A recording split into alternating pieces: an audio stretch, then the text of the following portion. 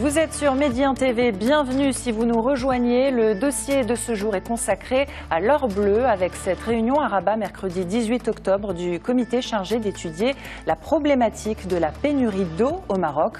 La réunion était présidée par le chef du gouvernement Saadine El Othmani. Une réunion en présence de plusieurs ministres. Pour l'évoquer, j'accueille sur ce plateau l'un des ministres présents à cette réunion. Bienvenue Abdelkader Amara, ministre de l'équipement, du transport, de la logistique et de l'eau. Alors ce comité s'est déroulé suite à la préoccupation exprimée par le roi Mohamed VI sur le problème de manque d'eau potable et des zones d'irrigation dans les zones rurales et montagneuses. Le souverain a donné ses hautes instructions pour qu'une commission se penche sur ce sujet en vue de trouver des solutions adéquates. Au cours des prochains mois, c'était lors du Conseil des ministres du 2 octobre dernier. Quelles sont, Monsieur le ministre, les premières conclusions de la réunion du comité de ce 18 octobre ? Merci. Alors, comme vous le dites, bien sûr, il s'agit bien sûr de l'or bleu. Donc, c'est une donnerie qui est très importante pour notre pays, mais aussi pour toute la planète. Donc, il y a toujours eu beaucoup de discussions, beaucoup de débats sur la problématique de la pénurie d'eau au vu des changements climatiques qu'on est en train d'affronter à l'échelle globale. Alors, donc, cette réunion fait suite aux instructions de Sa Majesté le Roi lors du dernier Conseil des ministres. Elle a été présidée par le chef de gouvernement lui-même. Donc, ont pris partie à cette réunion donc, le ministère de l'Intérieur, le ministère de l'Agriculture, bien sûr le ministère de l'Équipement, le Transport, la Logistique et de l'eau, avec le secrétariat chargé de l'eau, et également le ministère de l'Énergie, des Mines et du Développement durable, et le ministère de l'Économie et des Finances, bien sûr. Alors, tout d'abord, il y a eu un exposé qui était fait par Madame la secrétaire d'État chargée de l'eau qui concernait ce que nous avons déjà comme schéma directeur en ce qui concerne l'eau d'une manière générale dans notre pays, puisqu'il ne faut pas perdre de vue que nous sommes un pays avec une grande tradition en matière de gouvernance de l'eau, parce que de l'époque du feu Hassan II, on avait déjà notre politique de barrage qui était une politique très très anticipative, très visionnaire.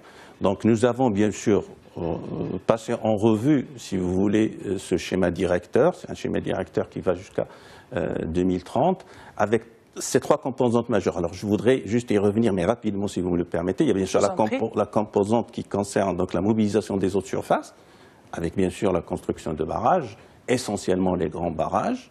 D'accord ? On est en moyenne sur 3 barrages par an de construits.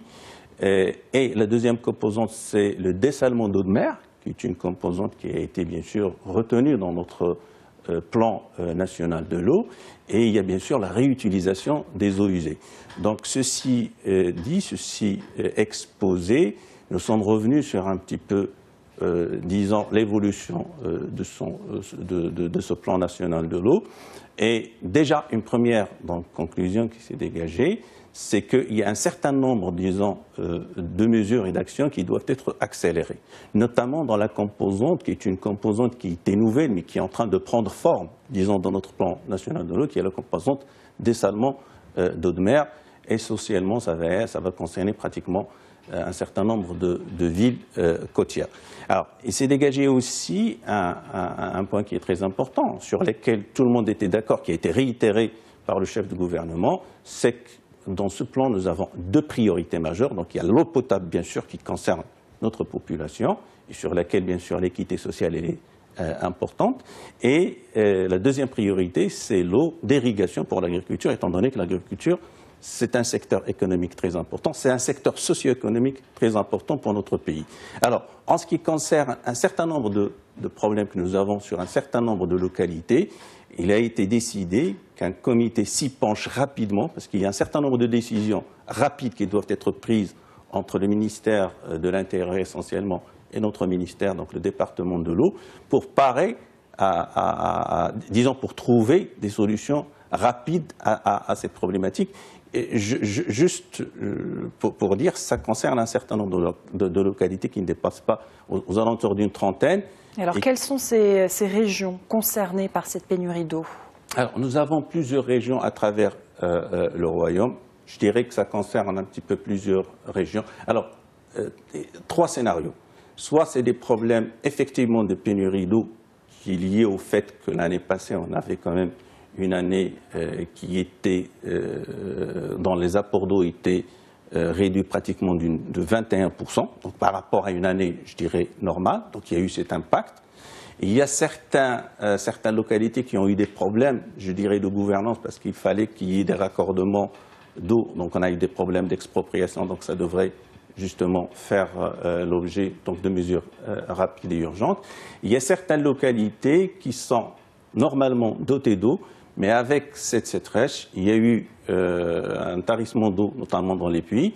Donc pour cela, on a l'habitude d'intervenir rapidement d'urgence avec les autorités locales en acheminant l'eau à ces localités, bien sûr en attendant que la situation s'arrange à l'échelle des pays, j'espère, seront bientôt, Inch'Allah. Alors mardi 17 octobre, le chef du gouvernement, Saadine Al-Othmani, a annoncé la création d'une révision du modèle de développement suite au discours du souverain à l'occasion de l'ouverture de la session parlementaire. C'était vendredi 13 octobre. La problématique de l'eau sera-t-elle intégrée dans cette révision du modèle de développement?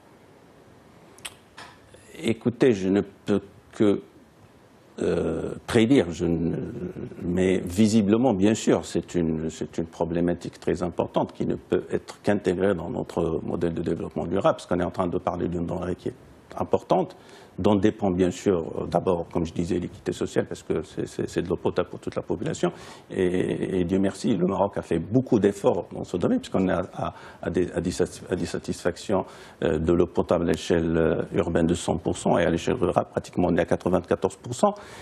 Et bien sûr, d'autres secteurs socio-économiques en dépendent, essentiellement l'agriculture. Donc bien sûr, elle va être prise en considération au vu, bien sûr, comme je l'avais dit, il y a eu des changements climatiques qui mettent la pression sur notre pays. Il y a des précipitations qui d'année en année se réduisent.